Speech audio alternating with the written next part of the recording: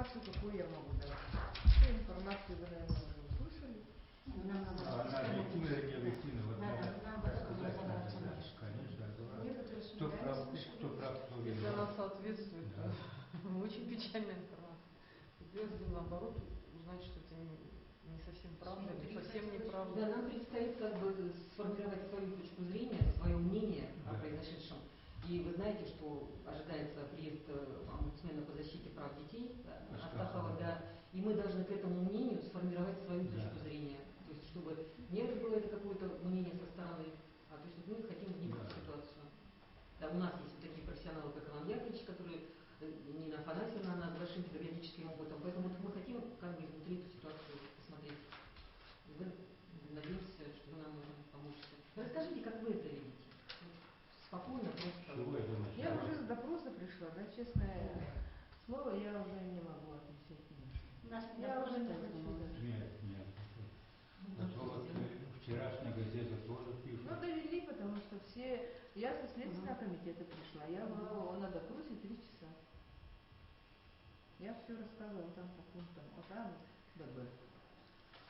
Ну, вот то, что СМИ вот это все педалируется, спекулируется, вот эти жареные факты, вот это, конечно, очень нас возмущает всех, особенно мой коллектив.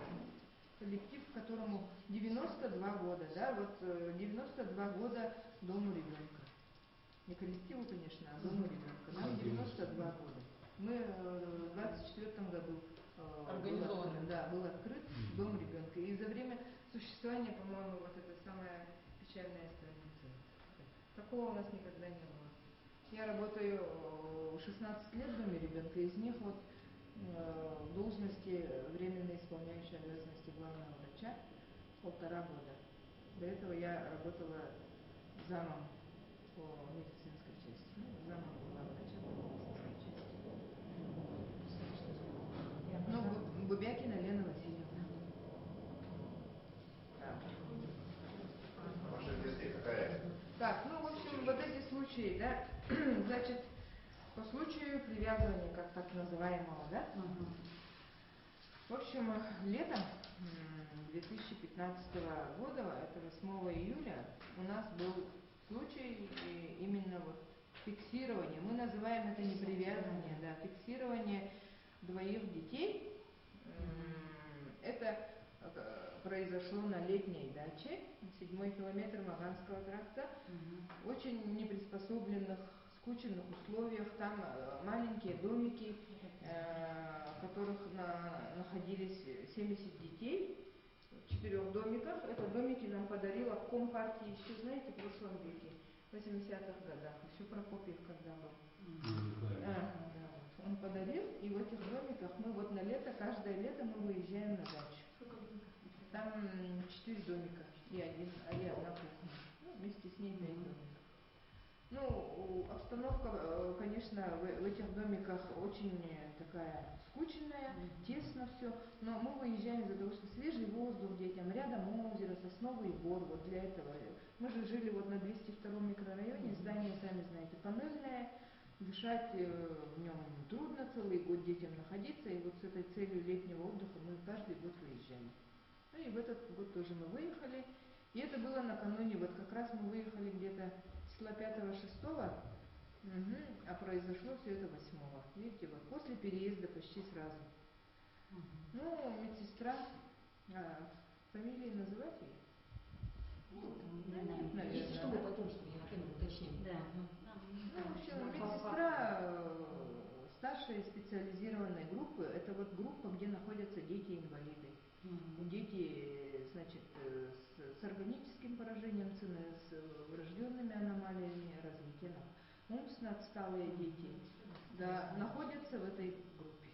В тот день, по-моему, было 12 детей. И, в общем, медсестра поднимала детей с дневного сна, вот как раз где-то к 4 ближе, да? И вот на момент поднятия вот эти 2 детей, они самые гиперактивные были у нас, но очень возбудимые. Один мальчик, значит, Женя, с глухой, нейросенсорная тугоухость 4 степени, умственно отсталый ребенок. Он ничего не слышал, аппарат не носил, все выбрасывал, мы прямо заставляли носить, но он ни в какую не хотел, вплоть до унитаза даже выкидывал аппарат слуховой. Ну, ребенок не понимает. У него так было 3,5 года ему тогда.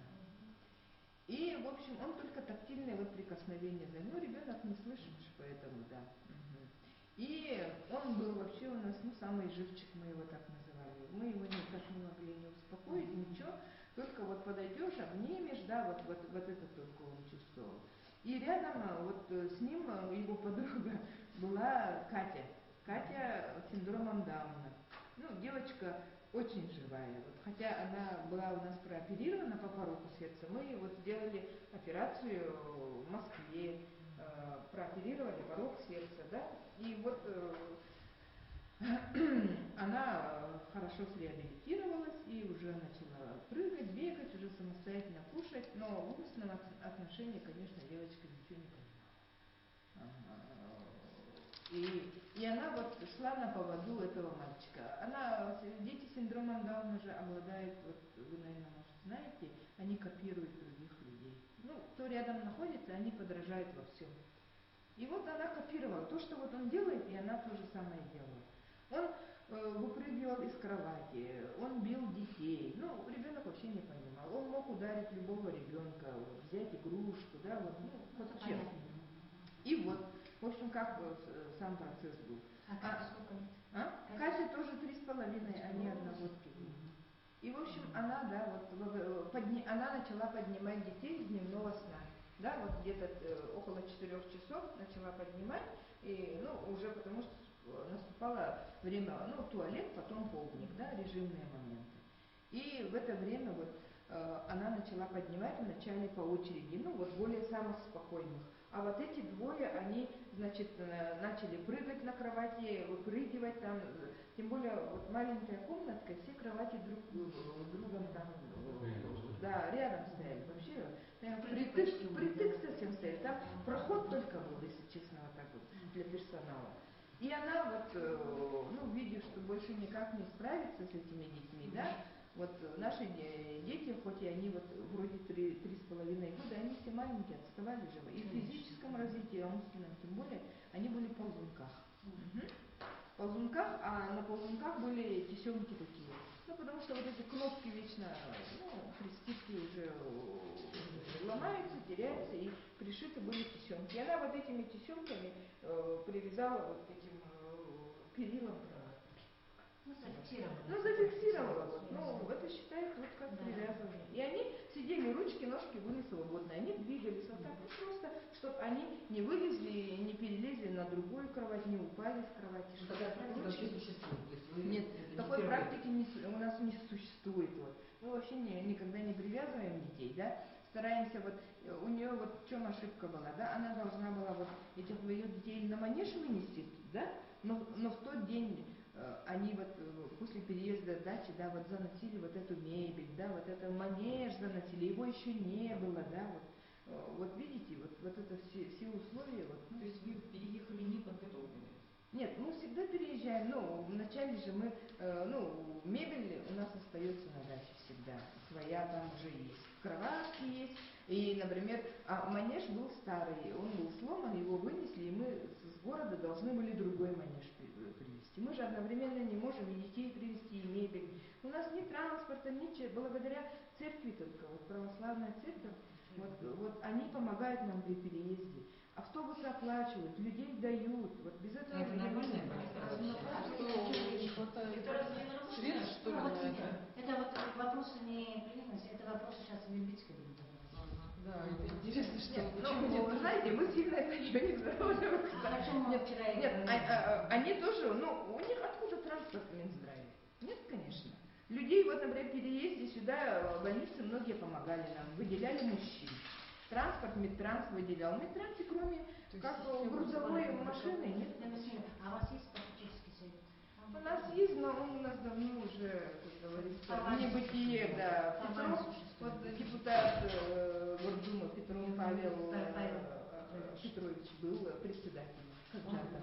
Он помогает. Нет, был. Все, этого совета давно нет уже. Так на бумаге было. А эта медсестра сегодня работает? Так. Она, по-моему, нет, сегодня не работает. Но вообще, Нет, в принципе, вообще она не работает. уволена, она Нет, работает. она работает. Вот про эту медсестру я могу так охарактеризовать. Медсестра неплохая, очень исполнительная, ответственная, мать 3 детей. Ну, раньше никогда за ней ничего такого не замечала. Детям очень доброжелательно, хорошо относится. Скажите, Сейчас пожалуйста, продолжает вот, работать. А кто это вот вынес и сделал прямо такое криминальное какое-то, да, получилось? Из-за чего? Из-за чего все это вышло, да. Потому что я знаю, что, помните, я на 202-м, 16 корпусе напротив Вы видели, я, да? да, я знаю, да. Я знаю, что вот везде есть система фиксирования детей, там разные есть, как бы, да. Есть оно такое, потому что дети действительно ДЦП, больны, чтобы они не упали, там спец обязательно должен открывать, да. Я все понимаю, Правильно, я их вы очень говорите. хорошо знаю, да. Я всегда часто там бывала, как бы что-то. Люди вообще работают, я почему была очень удивлена, и почему эта рабочая группа вошла, потому что я вас изнутри знаю, да, как бы, да. То есть люди, которые, ну, сутками там проходят, и вот из того, что у них нет, вот, и когда вот мне сказали, я даже вчера своим коллегам написала, ребята, давайте разберемся, да, потому что есть такая практика секта, и, извините меня, они сделали то, что из подручного материала, то, что было, естественно, какие-то были ситуации, что так оказалось, да, потому что вот такого там не должно быть, тем более криминально, как это, значит, Ну, сейчас выводы слушается, сделали, да? потом Да. давайте сейчас, наверное, Нет, да, сейчас я хотела послушаем. нет, Лена Васильевна, ну просто я хочу немножко Лену Васильевну успокоить в тем плане, я вижу, в каком состоянии человек находится, поскольку они очень, товарищи, спокойны, а тут я уже вижу, что это самое. Лена Васильевна, мне вот хотелось бы спросить у вас, да, в чем вообще проблема, значит, сегодня, допустим, да, вот я зашла к хозяйству, вижу все-таки тут очень много недоделок. Вот я своим глазом увидела, вы со мной согласитесь, Все, да? Да. Я вот сейчас увидела, как, поскольку, да, что я вижу очень много, это все опять-таки тоже это отразится, это во-первых. Во-вторых, значит, насколько сейчас у вас есть обеспечить специализированной мебелью. То есть эти кроватки и так далее, потому что там все должно быть специализировано. Я знаю, что у вас этого, наверное, не хватает, как всегда, да, как бы все это. И, значит, вот когда мы говорим о медсестре и так далее, в принципе, у вас коллектив всегда был стабильный, правильно, да? Он всегда работающий, нормально, всегда стабильный. В чем тогда, вот скажите мне, пожалуйста, на сегодняшний день, значит, человек, который более-менее вас знает, да, проблема-то в чем оказалась? И в чем вам тяжело сейчас работать, да? И, ну, понятно, сейчас все СМИ и так далее, все, значит, тут, как называется, да, на вас напустились, и Следственный комитет, да, ну, все понятно, значит, был инцидент, значит, есть разборки, будем так говорить, да? И все-таки вот как выйти из этой ситуации, вот мне бы хотелось понять, да? И, значит, в чем нужна, допустим, вам помощь Министерства здравоохранения, Общественного совета Министерства здравоохранения, да, и вообще, может, общественности города. Вот это вот я хотела бы больше. А не сколько вот отчет, вот поэтому. Ситуацию мы тоже должны расследовать, Ну, да, расследовать. Да, поэтому давайте уже до конца закончим. Да, да. по тем фактам, которые были в публикациях. Пока что мы, вот, к сожалению, вынуждены только этими публикациями руководствоваться. Вот разъясните нам прямо по пунктам. То есть вот про фиксацию мы как бы уже услышали. Теперь по поводу занесения инфекции ребенку и по поводу перелома ключицы. То есть вот факты эти уже растиражированы. Вот просто разъясните нам. Ну вот я закончу про фиксацию, да? В общем, там еще мы же провели служебное расследование, и медсестра понесла наказание. Она получила выговор. И со 100% решением. Летом еще тогда. Летом, А узнали вы, сразу. получается, А почему Узнали мы по докладной врача. Врач группы делала вот как раз обход после, и она увидела, что вот детки были привязаны. И все, и она... Ой, они буквально там минут на 15-20, может, были привязаны. Ну, если даже, может, меньше. И это Пока она случилось ходила. впервые. Это случилось впервые.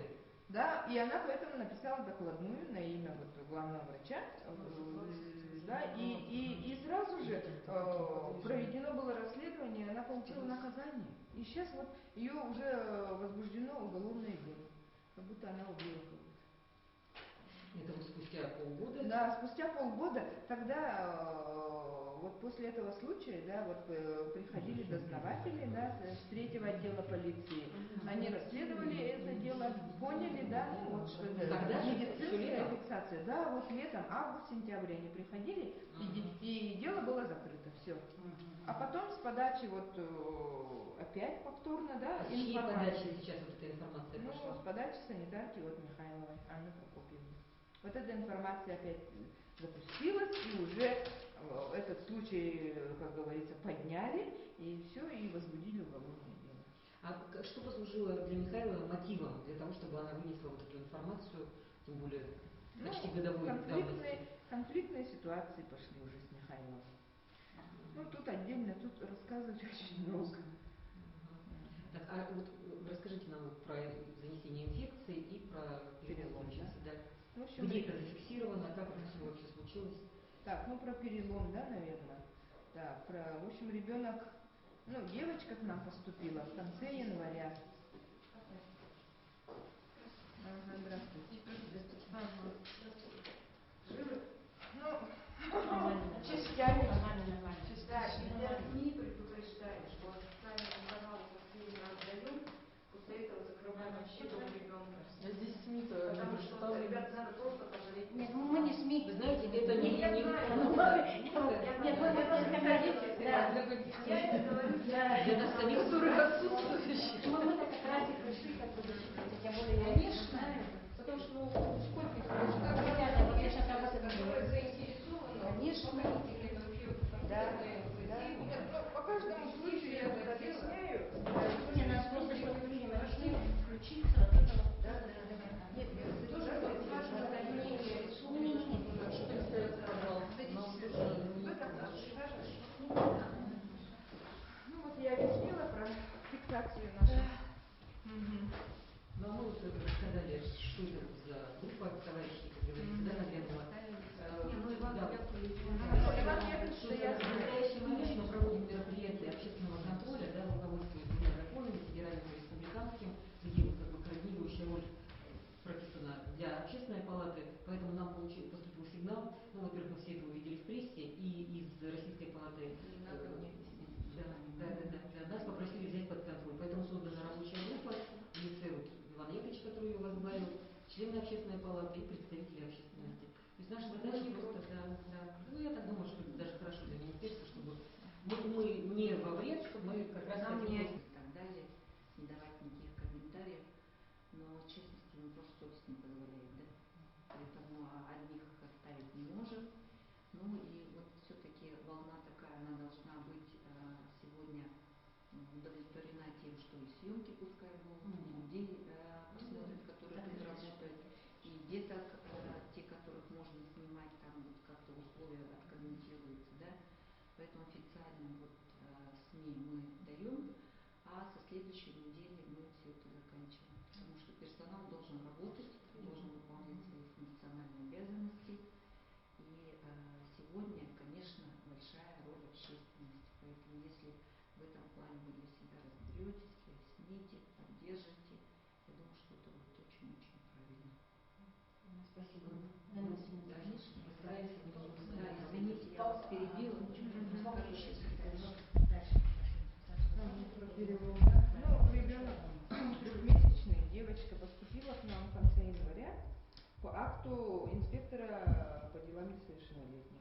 Ну, мама находилась в состоянии алкогольного опьянения, и девочку привезли к нам. У нас каждый ребенок почти так поступает. Все дети к нам поступают по инспекции ПДЛ, оставшиеся в тяжелой, опасной ситуации. Так, девочка поступила, ну, находилась у нас, и вот случайно, ну, совершенно случайно, тут, ну, даже не случайно, как-то не сказать правильно. При недосмотре. Ну, нет, при осмотре врача невролога девочка вначале была осмотрена педиатром. При осмотре педиатра соматически была здорова, но темповая задержка... 3 месяца. Темповая задержка нервно-психического развития у нее была. Ну, потому что запущенная была, головку плохо держала, беспокойная была, срыгивала, ну, такая симптоматика была, да. И, в общем, так, и через неделю врач-невролог смотрит ее и видит, ну, что одна ручка слабее второй. Ну, правая ручка слабее, сила правой ручки слабее левой, да, и она, значит, обращает внимание педиатра, и там, ну, при осмотре девочка начинает беспокоиться, и она думает, это травма какая-то у ребенка, и мы по скорой ее отправляем в медцентр, детский медцентр. приемно-диагностическое отделение. Там делают снимок, и вначале на снимке врач ставит, что у девочки есть перелом правой лучевой кости. И накладывает гипс и отправляет обратно к нам. Мы, не согласившись с этим диагнозом, на следующий день ее обратно направляем в центр, но уже и в это психоневрологическое отделение, чтобы там заодно и по неврологии, по перинатальной энцефалопатии ее посмотреть, да. И заодно вот еще раз снимок, чтобы проверить, да, потому что, сомнения были у нас, как ребенок мог получить травму. И девочка там пролежала 5 дней, и была осмотрена заведующим отделения травматологии Павловым, и перелом, там данных за перелом не было. Они сняли диагноз. Видно, был артефакт, ничего, да? непонятно, Берется да. и что-то вытаскивается, проигрывает, это вообще абсурд. Просто логике не поддается. А этот ребенок сейчас в семье? Этот ребенок сразу же, гипс был снят в отделении его, и с отделения маме дали разрешение комиссии по делам несовершеннолетних, она пролечилась у нас там от алкоголизма, да, и все, ей дали на руки. Она уже дома должна.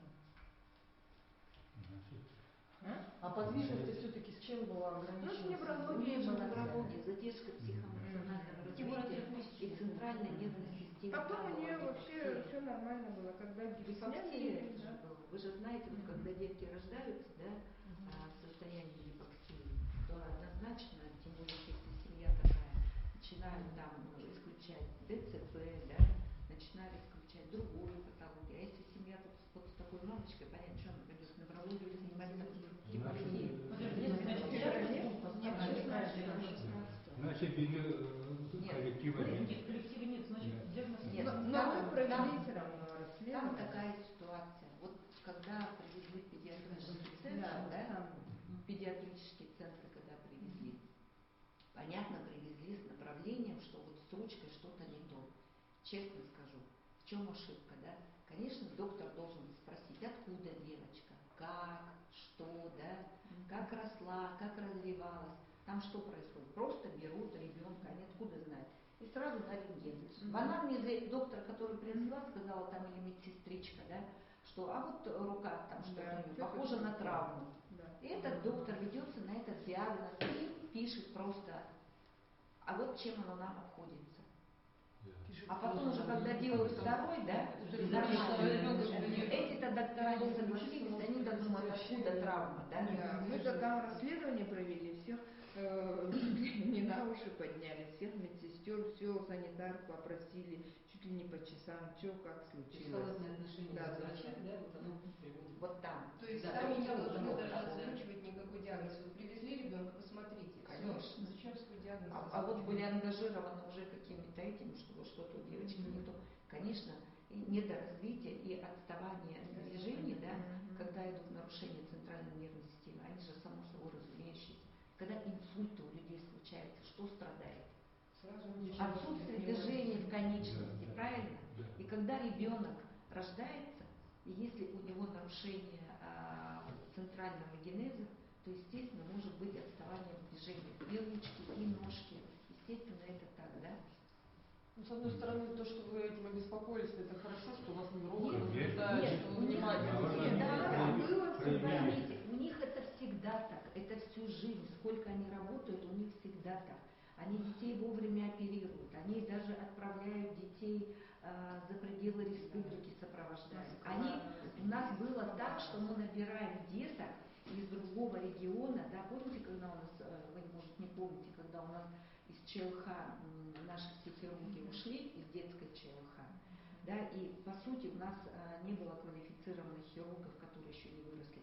Мы из другого региона, вот там группу набирали, приглашали других врачей, чтобы нам вовремя прооперировали волчью пасть, заячью губу, чтобы у нас детки росли красивыми, не только развитыми, а еще и косметически красивыми. Почему? Потому что, во-первых, надо в ранние сроки прооперировать, это первое. А второе, самое главное, да, то, что очень часто приходят же другие взрослые, семьи приходят, которые хотят установить деток. Конечно, и чем раньше мы это сделаем, у них же очень хороший процент по усыновлению. Поэтому эта работа проводилась, проводится и будет проводиться. Может быть, мы тогда Другое вернемся к дело, конкретному случаю просто. к другое этому. дело, когда кому-то хочется в каких-то целях их, да, просто вот опорочить и сказать, что вот это, и все, что есть, не понимая вообще, о чем идет речь, все, что попало, взять и сбросить. Ну, то есть эта информация всплыла в связи с конфликтом в коллективе, я так понимаю, да? Да То есть никогда она не было в конфликта искаженной в форме, коллективе ну, как по вашим такового. словам, всплыла в связи с конфликтом. Ну, это вот есть у нас... Просто одна взяли женщина, пример, да. вытащили любой. Можно еще массу Ну, не с примеров. улицы же человек пришел и Нет, полностью ну, все это самое вылил, всю эту информацию. Вот мы и хотим разобраться, для того, чтобы либо вам помогать, либо сделать, сформировать какое-то общественное мнение, нам для себя надо выяснить все-таки суть вопроса, откуда взялась эта информация и почему это дошло уже, вышло, вернее, за пределы региона. Вот в чем проблема. Откуда взялась, дальше конечно не продолжалось. откуда взялась однозначно от одного человека. Посмотрите все жалобы, которые мы сегодня взяли у себя в Минздраве, они написаны одной рукой. Абсолютно. Ну, вы тогда нам... Одна написана одной фамилией. Ну, Да? нет, Там меня уже сегодня обвинили в том, что я даю интервью, называю фамилию, оказывается, защита персональных данных. А как она Ребят, детей говорила пишет? и буду говорить. Да? Поэтому не надо тоже как бы, где-то здесь защита персональных. Почему я должна защищать защиту персональных данных того человека, который просто аморально поступает? Но она же официальную жалобу написала, она же не скрывала своими, не просила заявление. Самое главное, что Да. жалоба сначала одна написана по одному поводу, потом написана вторая Ну, вот жалоба. Ну тогда, пожалуйста, Нет, обнародуйте потом фамилию, чтобы мы написано, знали. прибавляется и прибавляется. прибавляется. Потом по заработной плате она пишет за это. Минздрав все разбирает, Ну, одно, личные второе, проблемы, третье. да? Да, ничего не подтверждается. Теперь, значит, надо вот так вот воспользоваться WhatsApp'ами, воспользоваться еще чем-то и начинать дальше Это поиграть. она какую конечную цель перед собой ставит? Опорочить Просто отомстить им. Вот и всё. Уволить меня, опорочить весь коллектив. Конкретно А она ставится сейчас уволить работает меня. или уже уволена? Нет, она не уволена, она находится в учебном отпуске. С понедельника она выходит на работу. А, это еще и студентка, что ли? Она 53-летняя студентка пединститута. В каждом коллективе. А А еще к нам сколько дойдет она может быть воспитателем. Хочет Да. подняться Сколько лет до... она работает у вас? 5 лет. Значит, она хочет. Скажите, а средняя заработная плата в заведении какая? Так, ну, там, значит, у врачей, ну, где-то 50, 40-50, у воспитателей 35-40, средний медперсонал 25-30, ну и больше чуть 35 где-то, ну и младшего медперсонала 20-25 где-то. Ну, вот Михайлова, она где-то 20-25 Да, получала. Нет, младший медицинский персонал действительно ни по Ну, самое республике, ни по низкое. Российской Федерации это самое низкое оплата. Низкооплачиваемый. Это правда. Почему сегодня очень много звучит предложений, да, о том, чтобы, допустим, деятельность младшего медицинского персонала, в том числе и в медицинских организациях, не только в таких заведениях, вывести вообще на аутсорсинг. Потому что он сегодня не попадает под оплату вот по той услуге, которая идет по ОМС, по бюджету и так далее.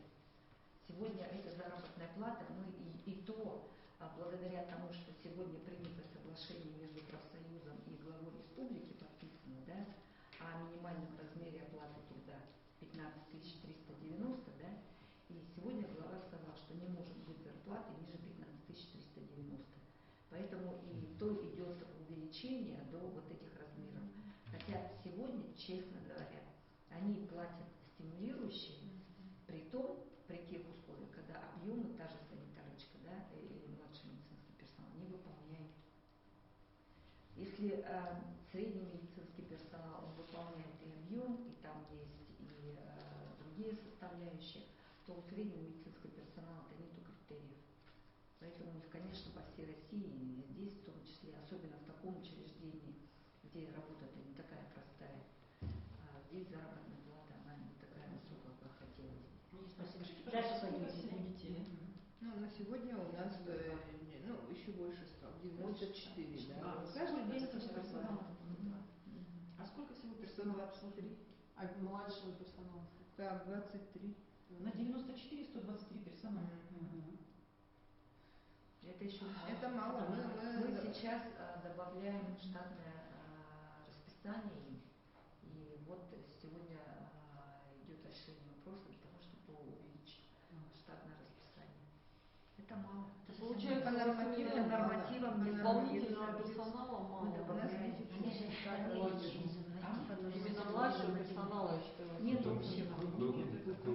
Нет, 23 на 123 младший Нет, персонал. младший персонал 23, значит, медсестер 45, воспитателей 26, А младшие там врачей, ну, сейчас врачей вот у меня мало, там, больше? 3 врача. Вот и остальное техперсонал. По поводу заражения. Да, вот еще третье. По поводу заражения, третий да? Да, Так, в общем, это такой случай произошел. Девочка, так, ей тут, сейчас ей 3,5, ей тогда было 2,5 года, поступает к нам по направлению горпедиатра, так, управление здравоохранения в связи с тяжелой жизненной ситуацией. Значит, поступает из дома, она городская. Но тут, знаете, вот семья такая, мама одинокая, воспитывает 2 детей, но вот и эта девочка, первая девочка, у нее инвалид, который к нам поступает, 2,5 года. Она инвалид, диагноз ДЦП, тяжелая форма, там почти ХВС, хроническое вегетативное состояние, значит, там гемипарез, в общем, тяжелое неврологическое заболевание, да? И мама оформила, в связи с тем, что не смогла вот ухаживать за ней, у нее вот маленький грудной ребенок был, она оформила опеку на бабушку, и бабушка, в общем, сама не может смотреть за ребенком, она нанимала нянек, гувернеров, да, и, в общем, в конце концов решила эту девочку к нам направить, да, вот через управление здравоохранения. И девочка поступает к нам. Там уход, конечно, страдал, девочка была грязная, такая неухоженная, да, вот это было в конце апреля. Прямо перед майскими праздниками девочка поступает она уже с явлениями ОРВИ. Кашляющая такая, с насморком, да, но температуры не было у нее. Мы принимаем ее сразу в изолятор, да, у ребенка катаральное явление. Принимаем изолятор, хотя мы могли отказаться принять и сказать, у нее вот вирусная инфекция, вот идите в детскую инфекцию направить, но мы ее принимаем, потому что стало жалко бабушку, чтобы дать отдохнуть им, да, и вот приняли ее, и в тот же день девочка вечером температурит, да, и там начинаются уже праздничные дни, вот дежурят врачи у нас. У нас круглосуточного дежурства врачей нету. У нас врачи работают вот с 8 до 5. И каждый день... Врача-то хотя бы нормально дежурно? Нормально. Нет, конечно. Нет, тут дежурит каждый день врач праздничный, вот майские дни, и, в общем, врач осматривает ее, да, и назначает лечение, да. Все лечение было через рот, пероральное лечение, там антибиотик через рот, отхаркивающее, там свечки, виферон, и вот симптоматическое, да, лечение. Девочка продолжает температурить. И вот на 2-й день вот, персонал звонит врачу дежурному домой, потому что это вечером было, и спрашивает, что делать, у ребенка поднялась температура, там выше 38. Парацетамол дали, она не спадает, да. И врач говорит, да, вот сделайте литическую смесь, жаропонижающую, внутримышечно. И медсестра ставит ей укол внутримышечный, и температура спадает, и на следующий день, значит, другой врач подходит и видит, смотрит этого ребенка, потому что у нас все болеющие дети под наблюдением всегда, да, и вот, видит, что там бронхит, у нее уже до бронхита дошло, там, да, хрипы появились, да, и видит вот на месте инъекции у нее маленький инфильтрат образовался, такое уплотнение на месте инъекции. Во-первых, это чем можно объяснить?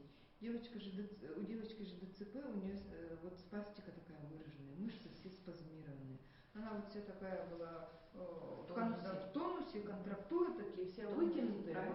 И там, вот честно когда сказать, лекарство вводишь, да, оно не рассасывается там в тонусе. И мышц-то не было у нее, почти атрофия мышц была, тут вообще, ну, ягодичная область такая, ну, маленькая вообще, ну, жопки не было, в общем, по-простому если говорить, да, и вот эти оставшиеся мышцы были все спазмированы. Ну, такой ребенок, заболевание такое, ДЦП. Поэтому, естественно, И, естественно, у нее вот появился маленький инфильтрат. Ну, врач ей назначает лечение, там, мазевые повязки. На следующий день приходит дежурный врач, видит ребенку хуже и сразу по скорой ее отправляет, ну, с диагнозом там пневмония под вопросом, именно по, ну, уже ухудшение, да, по пневмонии. В инфекционное В отделение. инфекционное отделение. Правильно. Вот, но то, что у нее был инфильтрат, да, но вот инфильтрат объясняется, видите, чем. Но он же не нагноился. Он не нагноился, он именно, конечно, да. Но именно воспалительного не было. Это местное локальное покраснение Да. с состоянием, с гипертонусом мышц. Гипертонусом, Потому со что мышцы спастикой, были с закрыты. гриппом. Когда мы внутримышечно ставим укол, да, лекарство рассасывается между мышцами, кровоснабжение активное, оно уходит. Да. А здесь-то блок. И вот эти вещи, да, вот они вот везде вот что-то вот. Что тогда Вот у наших детей, да, вот дети у Мы нас. его тоже не понимаем. У нас такие дети есть, они дают тоже инфильтраты. Вот у нас очень много таких тяжелых детей, да. И вот мы всегда вот, ну, начинаем сразу активно лечить, никогда, да, абсцесса у нас ни одного А абсцесса потом не это было. коллектив, это люди, которые работают одной семьей. Никто здесь ничего не скрывает, да, здесь все вместе дружно начинают к этому ребенку более внимательно, начинают обговаривать, начинают принимать решения, звонят туда, звонят сюда, да, а не так, что вот там сам он там лежит и потом уже там непонятно чего. А это почему-то считается услышанным и совершенно в другом ракурсе все преподносится. Вот что страшно. Ну, ребенок, понимаете, да? живет в семье, да? Да, сейчас вот Конечно, она еще раз конечно. повторно к нам А поступила, сколько вот таких недавно. случаев в семье Опять. бывает? И опять у ребенка ОРВИ, и опять мы ее можно направили в взять больницу. ребенка временно, вот можно сдать вот ребеночка к вам на Часто какое-то время. Такое болеющий, бывает. сниженный иммунитет, постоянно болеет. После вот той девочки-то других инфекционных не было, да?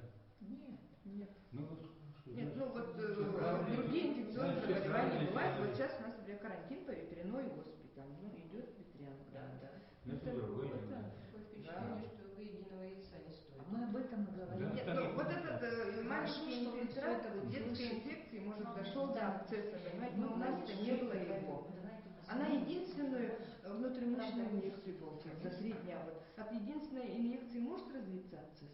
Нет. Вот единственную литическую смесь, если бы она получила массивную там антибиотикотерапию, конечно, тогда можно было нас заподозрить, что там был абсцесс. А там единственная литическая вот, Ну вот это, смесь была. это из жалобы, я так понимаю, информация про заражение, то есть само Ну, вот формулировка это, сама, это это по вообще жалобе. неправильно. А я вам еще интересно, вы на сайте прокуратуры, вот то, что взорвало всех, да, вы читали вообще, как там звучит? Там, у кого впечатление, ставь к стенке, уже расстреливают. А что там было?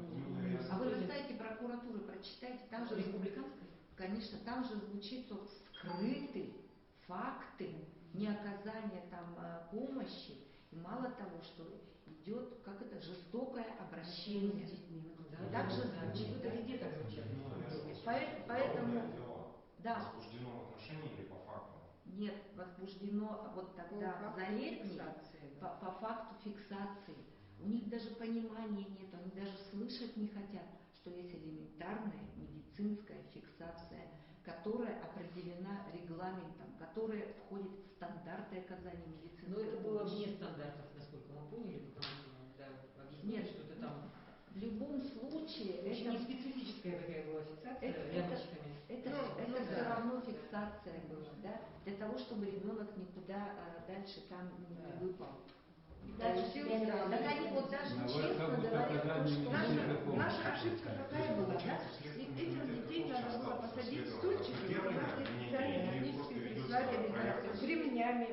Если бы это было так, тогда Она бы не это успела это сделать, она пока поднимала одна всех Следственном детей. комитете информации. У нас этой информации нет. И, Ну, конечно, обвинение не предъявлено, да? Конечно, нам достаточно сложно вот как бы Нет, судить, ну, да, потому что мы сегодня обвинение, я думаю, что сколько, это же год назад уже будет, почти полгода назад, да, прошло. Это с лета 2015 года. И он пошел вот как факт жестокого обращения. Но здесь И сегодня мы с вами и со Стаховым будем еще объясняться, это не последняя встреча, и все еще дальше нас ожидает. Поэтому нам надо сейчас сформировать здесь Вы можете решать. проговорить? Дело в том, что решения это заключительного же нет. Решения заключительного нет. Мы сегодня,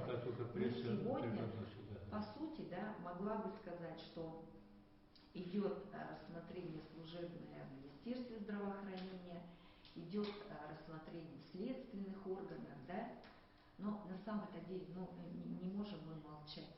Мы должны, зная факты, которые были, зная их истинность, да, понимая, что здесь никакой составляющей против ребенка не было априори.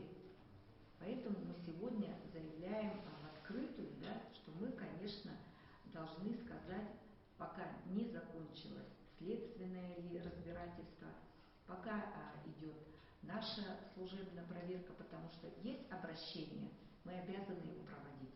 Точно так же, как было обращение, и прокуратура где-то увидела, они однозначно точно так же проводят свое рассмотрение, да? Поэтому все вроде рассматривают, все что-то делают. На самом деле получился такой общественный резонанс достаточно широкий. И самое страшное в этой ситуации, что вот пришли, да, общественные организации, они вникли, им хочется понять, у них есть возможность довести эту информацию до населения, правильно? А ведь в основном-то население читает, и что думает оно о тех людях, которые живут в нашей республике, работают, которые помогают этим деткам. Я опять и уже какой раз даю интервью, я говорю, что эти люди работают здесь. Это самый сплоченный коллектив, это самый стабильный коллектив. Здесь текучести кадров вообще нет. А вот скажите, у вас видеонаблюдение ведется?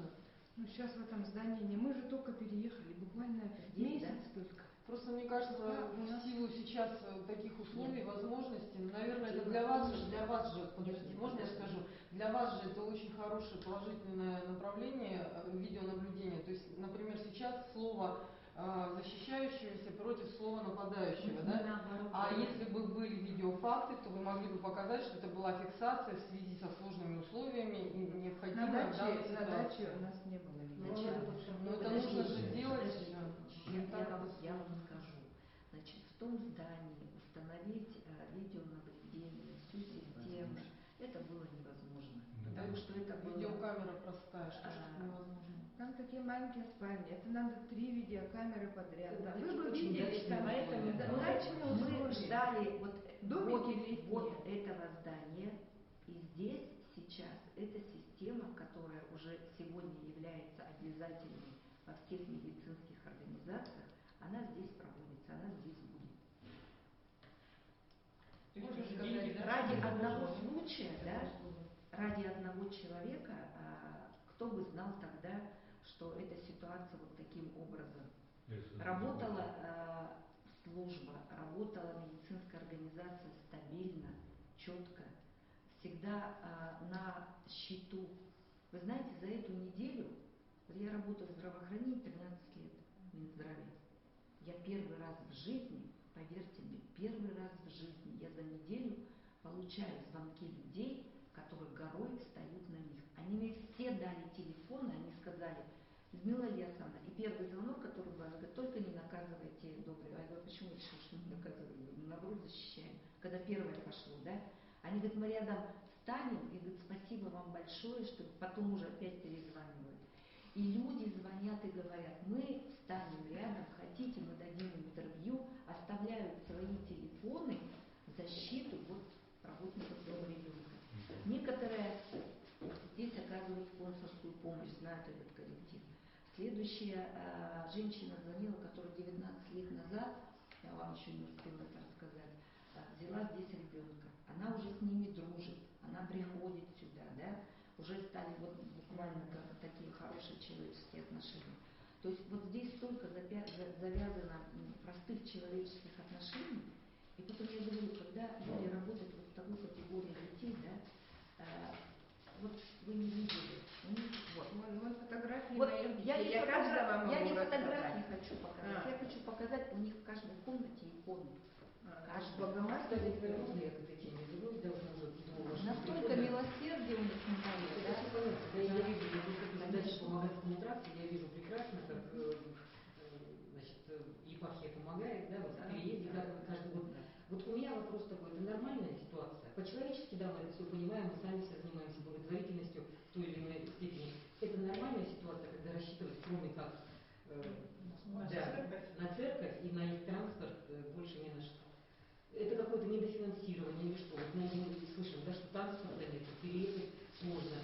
А что возникла эта ситуация вот с этой фиксацией, да, неправильной, да, и сделанной там не по правилам, а по обстоятельствам? Потому что не был готов манеж. А почему туда дети перевезли? Вот у нас у общественников возникает вопрос, если не подготовлено. Вот мы даже когда со своими семьями, со своими детьми, уже достаточно взрослыми, собираемся переезжать, мы делаем субботник, мы там все готовим, чистим, моем, заводим посуду, мебель. Я еще не верю. После этого переезжаем. А вот здесь что за ситуация? Почему детей перевезли, когда дача еще не была? Нет, более нет, ослабленные. нет, вы не так поняли, понимаете? Мы всегда готовимся к переезду, мы с мая месяца начинаем готовиться, да? Мы делаем субботники, ремонт, да, если надо, все готовимся, да, все. Но средств всегда не хватает, финансирование всегда, как говорится, нам не достает, да, и все равно, стараемся, все, что можно, делаем, а при переезде, конечно, у Израиля откуда транспорт будет? У нас есть один автобус, а церковь всегда помогает. Вот, эта традиция уже давно идет, еще вот я Это пришла. вопрос, как общественный совет министерства Да. Они всегда дают транспорт и людей, столько волонтеров. Откуда нам даст, откуда даст Минздрав столько людей? Вот, откуда они найдут столько волонтеров на переезд? Вот тут мы, когда субботники в этом новом здании делали. Зачем волонтеры? Есть службы транспортные, транзитные, есть Вы грузчики. знаете, вот поймите, да, вот мы сейчас не пытаемся нападать, да, просто вот видим, что есть какие-то, мы вот взгляд со стороны, вы-то внутри проблемы. Я вам сейчас скажу. А мы свежим глазом смотрим, Да. мы видим, что Я это вам есть проблема, сейчас мы скажу. можем делать рекомендации. Дело в том, что если бы была проблема и не было спонсорской помощи, уже которая стала традиционной и которая на всегда рассчитывает, поверьте мне, и Министерство здравоохранения, и нашли бы мы 100 автобусов, взяли бы из Министерства образования, и нашли бы мы волонтеров, тех же студентов из медколледжа, из мединститута. Это не проблема. Почему? Потому что уже есть традиции, по которым помогает Что епархия. занимаются традициями? Нет, подождите, а что плохого, что помогает епархия? Нет, не в этом. Просто в тот день не Мы успели говорим о подвести манеж, который вот был. Но это же случай. технически, вот, Это же не система. да. Почему вы думаете, что Просто это система, что грузовая что машина не подвезли опоздала, манеж, чуть после. грузовая машина опоздала. В этом Это тоже не надо человеческий Можно играть. сказать свое мнение, хоть одно слово? Можно? Да. Значит, я давно с Леной Васильевной дружу. В каком плане? Вот вы только-только озвучили, что вам звонки идут. Я не позвонила вам, просто не знала вашего телефона. Тоже выступаем, приходим там с кукольным театром, у меня вот Пчелка, может, помните, да,